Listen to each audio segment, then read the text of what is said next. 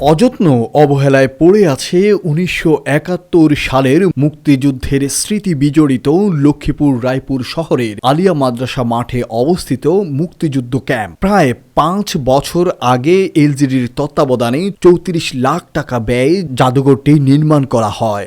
বর্তমানে এটি মাদকের আখড়ায় পরিণত হয়েছে। দরজা জানালা সবই খুলে নিয়ে গেছে মাদক সেবীরা। সারাদিন বখাটেদের আড্ডা এবং শিশু কিশোরদের খেলার মাঠে পরিণত হয়েছে স্থানটি। এই অঞ্চলের মুক্তিযোদ্ধাদের দীর্ঘদিনের দাবি স্থানটিকে মুক্তিযুদ্ধ স্মৃতি জাদুঘর হিসেবে সঠিক রক্ষণাবেক্ষণ করার।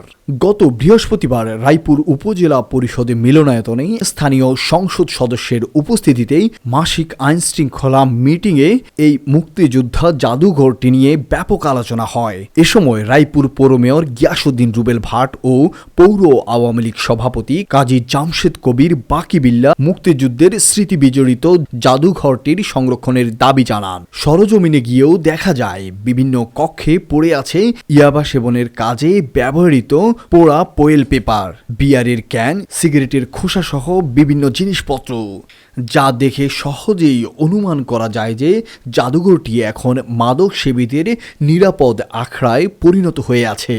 যদিও জাদুঘরটির সামনেই মাঝে মাঝেই শিশু কিশোরদের খেলাধুলা করতেও দেখা যায়। এ বিষয়ে স্থানীয় শিক্ষক, ব্যবসায়ী এবং সচেতন মহল দাবি করছেন খুব দ্রুতই যেন এই স্থানটিকে সংরক্ষণ করা হয়। আমাদের রায়পুর আলিয়া মাদ্রাসার সামনের যেই মুক্তিযুদ্ধ স্মৃতি জাদুঘরের কমপ্লেক্সটি মাদকাসক্তদের একটি আখড়ায় পরিণত হয়েছে। এর পিছনে একটি রাজনৈতিক উদ্দেশ্য রয়েছে, কারণ আলিয়া মাদ্রাসার সামনে আলিয়া মাদ্রাসার ভিতরেই একসময় ১৯৭১-এর স্বাধীনতা বিরোধীদের টর্চার সেল ছিল। এখানে নারী পুরুষকে নির্যাতন করা হতো। এখানে আলিয়া মাদ্রাসা সহ প্রাইমারি স্কুল এবং প্রাইমারি শিক্ষকদের ট্রেনিং সেন্টার রয়েছে, সেগুলি অক্ষত রয়েছে। কিন্তু এই স্থাপনাটাই কেবল ভেঙে চুরে নিশ্চিহ্ন করার একটা চক্রান্ত। আমি মনে করি এটিকে সুষ্ঠু তদন্তের মাধ্যমে এই চক্রান্তকারীদেরকে খুঁজে বের করা সম্ভব। এখানে রাত্রেবেলা বিভিন্ন ধরনের অনৈতিক কার্যকলাপ গৃহীত হয়।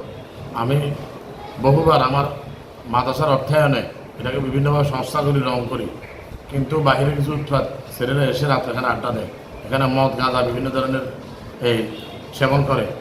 আর আমার আশেপাশে মাদ্রাসার কমপ্লেক্সের মধ্যে রাত্রেবেলা গেট থাকা সত্ত্বেও এখানে বাইরে কিছু বহিরাগত লোকেরা এখানে আড্ডা দেয়। এদেরকে আমরা প্রতিকার করতে পারছি না। ৫ বছর আগে একটা মুক্তিযুদ্ধের স্মৃতিস্তম্ভ তৈরি করা হয়েছিল। ২-৩ মাস যেতে না যেতেই সেখানে মাদকের আখড়ায় পরিণত হয়েছে জায়গাটা। এরপরে দরজা জানালা কোনো কিছুই নাই সেখানে। তো আমার আবেদন সেটা হচ্ছে যে মুক্তিযুদ্ধ মন্ত্রণালয় এবং রায়পুরের সংশ্লিষ্ট যারা আছেন, প্রশাসন থেকে শুরু করে জনপ্রতিনিধি, ওনারা যেন জায়গাটাকে রক্ষা করার জন্য যা যা করা প্রয়োজন ওনারা যেন তাই করেন। রায়পুর আলিয়া মাদ্রাসার সামনে মুক্তিযুদ্ধ স্তম্ভ করা হয়েছে, কিন্তু এখানে দেখতেছি যে অবস্থা, জানালা দুয়ার সব ভাঙ্গিচুরি, যে পরিস্থিতি, যে অবস্থা, এই পরিপ্রেক্ষিতে এখানে যে আসলে যে আড্ডা, জমজমাট আড্ডা মাদকের, এই পরিপ্রেক্ষিতে প্রশাসনের দৃষ্টি আকর্ষণ করছে। সকলের দাবির প্রেক্ষিতে সংশ্লিষ্ট প্রশাসন খুব শিগগিরই এই মুক্তিযোদ্ধা জাদুঘর সংরক্ষণের ব্যবস্থা গ্রহণ করবে, এমনটাই প্রত্যাশা সকলের। তাবারক হোসেন আজাদের তথ্য ও ভিডিও চিত্রে ডেস্ক রিপোর্ট, শীর্ষ সংবাদ।